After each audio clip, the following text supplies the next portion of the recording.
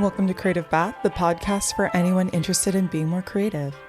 My name is Jaime and I work as a designer. So lately I've been really interested in the creator space. I feel like I'm taking this class with Joe Franco. I talked about it in the last episode. And I was learning more about the people who are in my class. And a lot of them have really different passions or interests than me. But there's some overlapping things because we all signed up for this course, right? But it's really nice to be in a space with people who are so passionate and who are interacting with their interests and their values in a lot of ways. And it's really made me reflect on what I'm doing and what I'm passionate about and why I decided to do this podcast. Lately, I've just been thinking about, how I got here.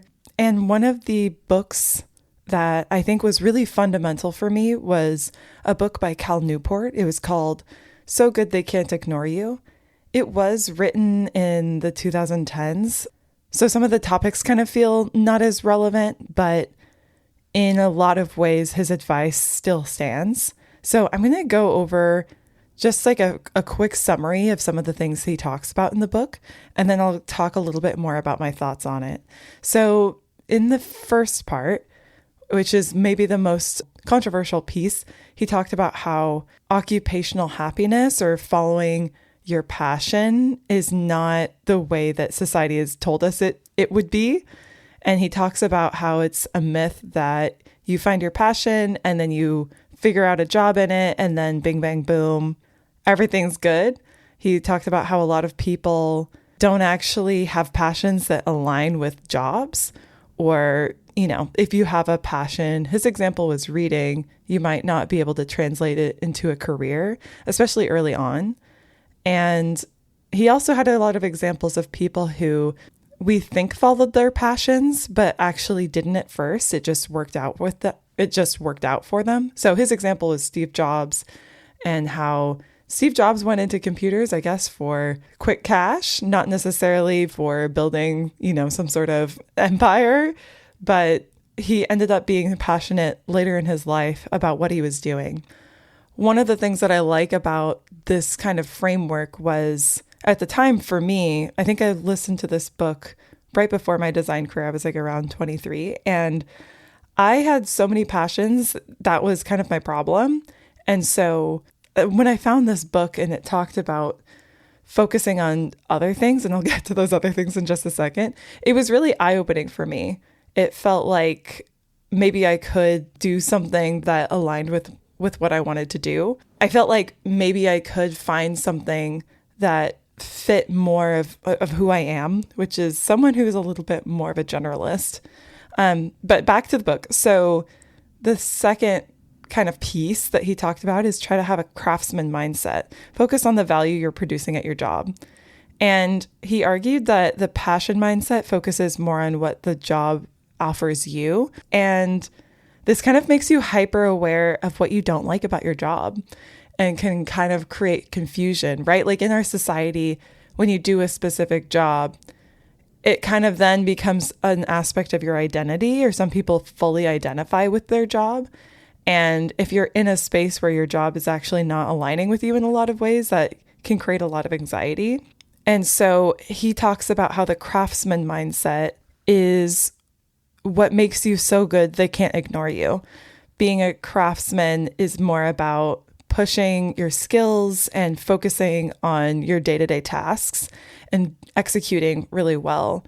And in his eyes, that leads to passion. When you build rare and valuable skills, he called this career capital.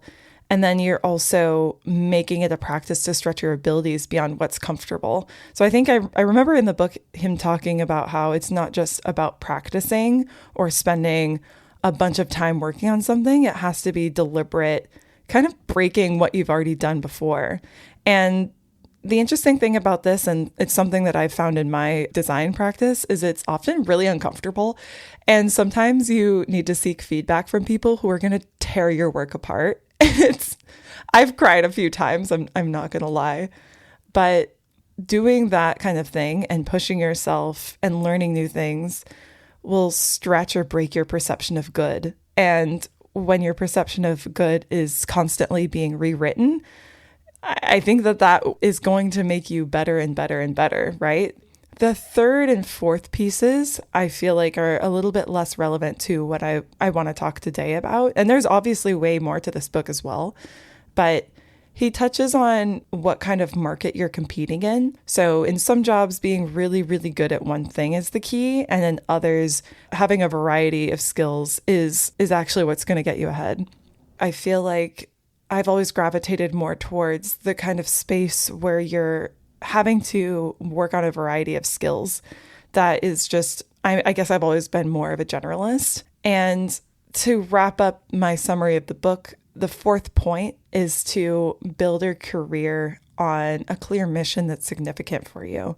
So it gives you meaning. And I think the interesting thing that he argues is that when you have a mission behind what you're doing, it can give you energy for hard times.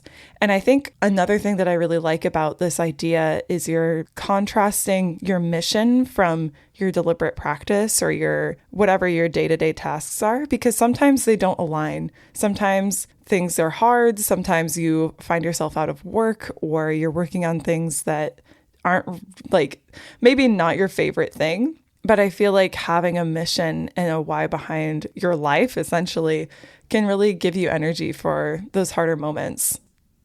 I feel like when I found this book, it was so relevant to me. I remember graduating and just feeling so lost.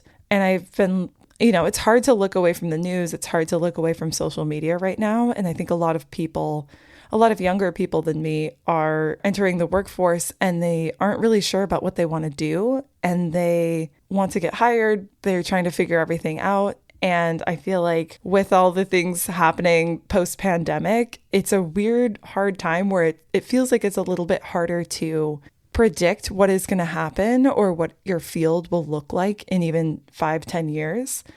And so I think this is a part of why I was thinking about revisiting this book. And the one thing that I've been kind of grappling with is that this book it feels to me like it's geared towards people looking for employment or looking for a job.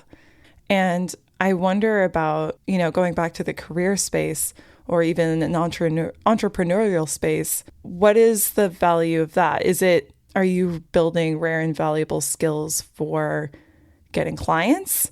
And right now, I was listening to this podcast. I forget the name of it, but they were talking about how housing is the biggest issue for my generation, millennial, Gen Z, zillennial, however you want to call it. And on the flip side of that, it's never been so easy to build a business. So thinking about baby boomers, for instance, it was much easier for them to buy a house, but creating a business was less of something that people could do.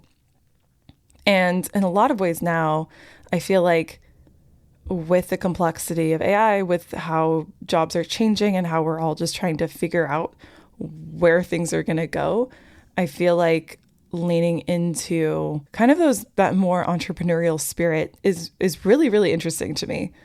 In that podcast, they talked about how we need more education in entrepreneurship. And right now, our education system is geared towards how to land a job, how to be an employee. And we need to update that for how things are right now. And I thought that was an interesting argument, but it kind of got me thinking about what should we be aiming towards? What is the job of tomorrow? And I don't have answers yet. It's something that I've just been thinking a lot about. So if you have thoughts on this, let me know in the comments. And if you enjoyed this podcast, feel free to like and review, and I'll catch you next time.